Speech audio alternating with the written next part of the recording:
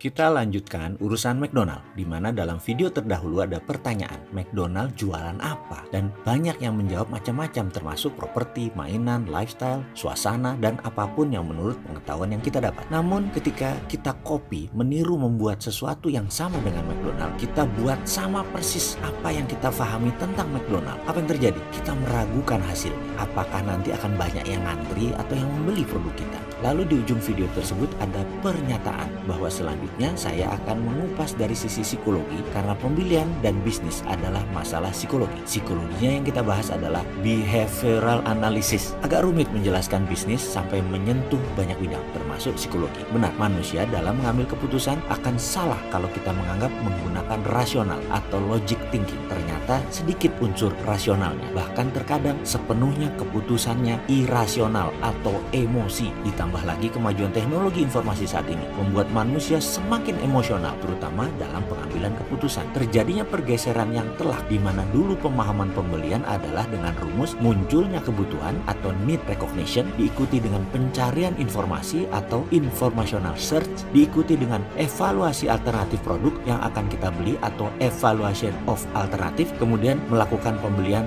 dan penggunaan atau purchasing and consumption. Fakta sebenarnya, kenyataan terbanyak pada saat Anda ke Senayan City, di mana niatnya mau membeli celana jeans dan minyak wangi, ternyata proses belanja dalam tanda petik itu tidak semulus logika kita sewaktu berangkat di awalnya. Seberapa sering ternyata Anda pulang tidak jadi beli celana jeans, malah beli baju atasan. Tidak jadi beli parfum, malah beli handphone seri terbaru. Di mana rasionalnya? Apakah ini pengalaman kita semua atau hanya saya? Kembali ke McDonald. Apakah McDonald laku keras karena lokasinya? Atau laku karena Mac buburnya? Atau karena Mac rendangnya? Atau karena Mac chickennya? Kalau secara rasa, semua produk McDonald biasa saja menurut saya. Bahkan lebih enak sate ayam di depan rumah sakit Pertamina atau ayam goreng di restoran Melayu pagi sore. Masih saya bilang lebih enak dan ngangenin daripada paket hematnya McChicken. Atau kita tambah satu lagi deh bisnisnya, Starbucks. Starbucks sukses di dunia dan menjadi darlingnya di Wall Street hingga saat ini. Apa karena frappuccino? Apa karena mochaccino? Atau karena green tea latte-nya? Atau apa karena kopinya yang enak? Tidak. McDonald's, Starbucks sukses dan laku produknya bukan karena apa yang disebut konten atau what to offer atau apa yang ditawarkan kepada pembeli. McDonald's sukses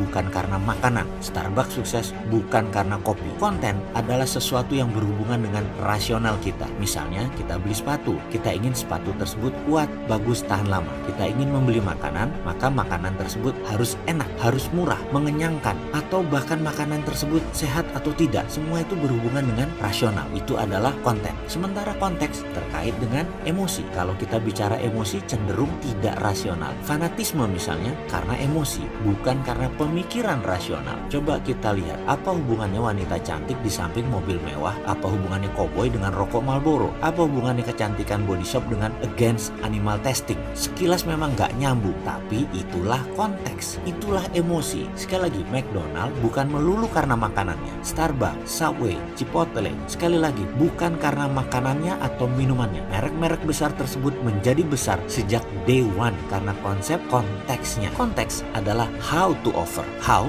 bagaimana cara Anda menawarkan produk. Jauh lebih penting daripada apa yang Anda tawarkan kepada pelanggan Anda. McDonald's sukses karena konsep service, cleanliness, dan family value-nya. Keramahan kepada anak-anak, tersedianya tempat mainan, termasuk event-event di saat hari khusus seperti ulang tahun dan pesta anak lainnya. Semua tersedia. Merchandise anak-anak, The Toy Stories, Hello Kitty, Moana, dan banyak lagi lainnya mempertahankan citra atmosfer restoran yang fun dan friendly. Itu semua adalah konteks. Itu semua adalah emosi. Sekali lagi, dari sisi yang lain saat ini, konten saja tidak cukup. Untuk memenangkan kompetisi bisnis harus masuk ke emosi, ke konteks. Konten itu sesuatu yang given, sesuatu yang biasa-biasa saja. Kita harus memanfaatkan kekuatan konteks agar memberi value yang unik. Bagaimana membuat konteks dari produk kita? Karena mungkin produk sahabat bukan makanan atau juga bukan minuman, tetapi ada ribuan konten lain. Bagaimana behavioral analisisnya sehingga bisa membuat konteks yang menarik? Ini pertanyaan serius yang harus dijawab serius. Kita lanjut yuk.